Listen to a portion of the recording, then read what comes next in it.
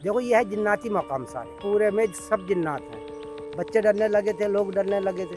जिन्नात बहुत है यहाँ पे। ये नाचते थे यहाँ पे मेरे ख्याल से। नाचने वाली। ये नाचने वाली थी। पहले तो सन्नाटा ही रहता था। सुनते हैं यहाँ पे पहले इधर कोई आता नहीं था। हाँ, कोई हमारे आता जाता बुजुर्ग नहीं था। बताते हैं कि इधर बड़े कोई बताते आता हैं नहीं था हमारे, पहले। कोई आता जाता नहीं था, सन्नाटा पड़ा रहता था। अच्छा एक टाइम वो था जिस वक्त चिल्लाया था, असर और मगरिब के दरमियान में चीख की आवाज़ आती थी। लोगों ने सुनी, हम हमारे बड़े बूढ़ों ने सुनी, क्योंकि लोग डरने लगे थे, आने से घबराते थे अंदर। अब आवाज़ नहीं आती। कोई ऐसी कोई बात हुई थी तो इन्होंने नहीं मानी थी, 2 दिन उनकी नवाब साहब की कोई बात, तो उन्होंने गुस्से में इनको दफना दिया। हम अपने बड़ों से ये सुनते हैं कि यहाँ पे नवाब ने उसको दफना दिया था जिंदा। अच्छा, ये सुनते हैं। तो ये बिल्कुल जंगल में को है आगे हैं। जी जी बिल्कुल जंगल में। दोस्तों अभी जिस जगह पर मैं मौजूद हूँ यहाँ पर बहुत सारे मकबरे बने हुए हैं जो कि खंडर हालात में हैं, और ये वो जगह है जहाँ पर एक नवाब ने अपनी बीवी को जिंदा जला के मार दिया था और उसको जिंदा दफना दिया था। सामने आपको एक खंडर इमारत नज़र आती होगी, संभाल के चलना हुआ।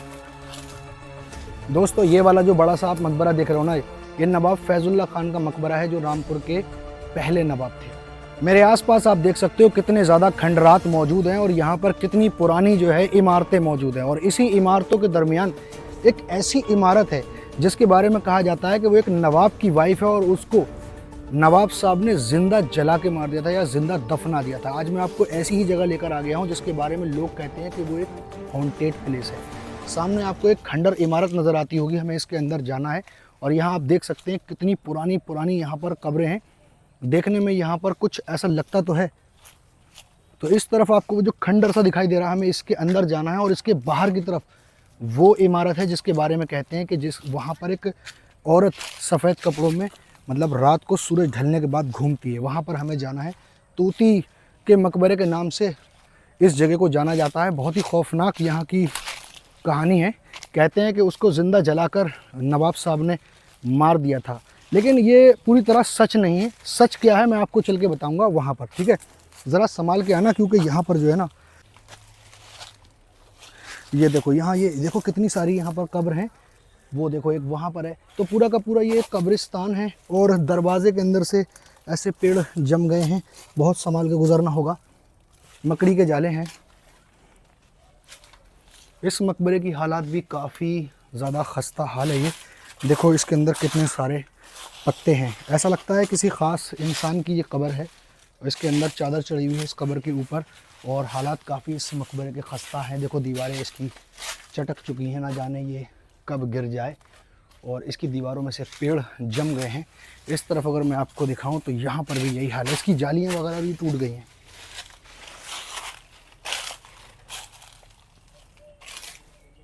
ये पेड़ जम गए इसके अंदर। ये देखो बिल्कुल ऐसा लगता है जैसे गिरने के लिए बिल्कुल तैयार। कितनी बड़ी बड़ी इसके अंदर दरारें पड़ी हुई हैं, वो देखो वहाँ कितनी बड़ी दरार है इसके अंदर।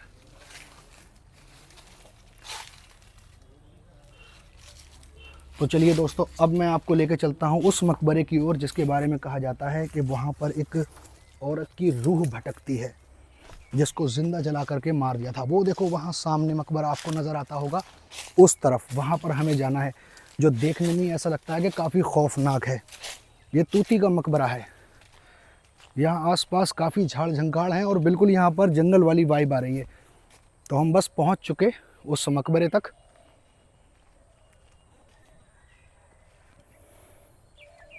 रामपुर के चौथे नवाब अहमद अली ख़ान की वाइफ का ये मकबरा बताया जाता है। कहते हैं कि उनके दरबार की एक नर्तकी का ये मकबरा है, और जब ये वो उनको पसंद आ गई और उन्होंने उनसे निकाह भी कर लिया, यानी कि थर्ड वाइफ बनाया इनको।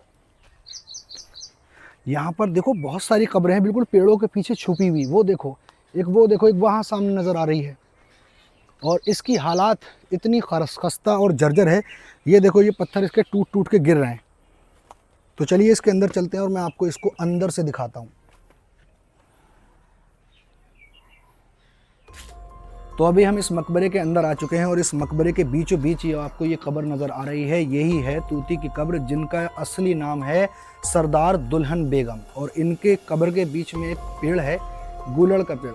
इसके ऊपर आप देख सकते हो ये फल भी निकले हुए हैं। इनके बारे में कहते हैं कि रामपुर के चौथे नवाब अहमद अली ख़ान जो थे, ये उनकी तीसरी वाइफ हैं, क्योंकि ये उनके दरबार में नृत्य किया करती थी और उनको ये पसंद आ गई, तो उनसे इन्होंने निकाह कर लिया। लेकिन जो उनकी दूसरी बीवियाँ थी वो इनसे जलती थी और इनके ऊपर इल्ज़ामात लगाया, कोई गलत इल्ज़ाम लगाया और बहुत सारी इनके बारे में माइथोलॉजिकल कहानियाँ बनी हुई हैं, झूठी सच्ची, कोई मतलब प्रूफ नहीं है। सच बात तो यही है कि नवाब साहब इनसे बहुत मोहब्बत करते थे और इनकी शान में ये मकबरा बनाया, बड़ा खूबसूरत सा। लेकिन आज की डेट में तो ये बिल्कुल खंडर बन गया। जिंदा दफनाने वाली बात झूठ है, जिंदा जलाने वाली बात भी झूठ है।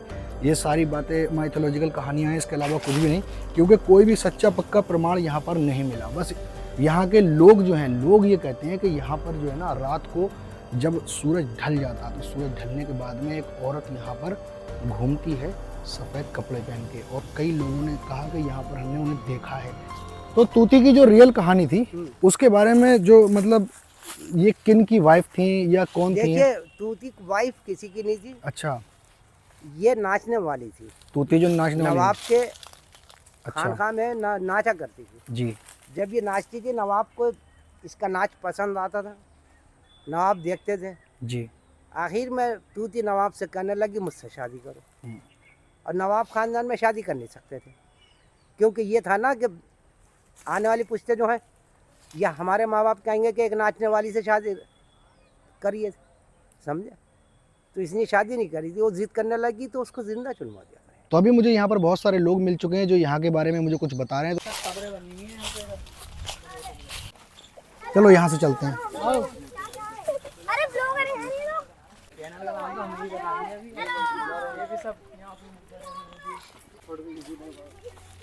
समझिए आप, यहाँ पे भी कब्रें हैं, जहाँ हम चल रहे हैं तो सब कब्रें हैं, जो नहीं दिख रही है वो आधा। ये किसका मज़ार है?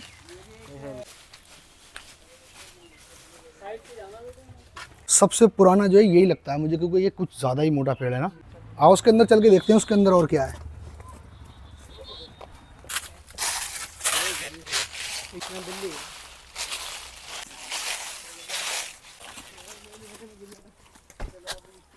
ये किसी नवाब या नवाब की बेगम का मकबरा लग रहा है, लेकिन पता नहीं किसका है।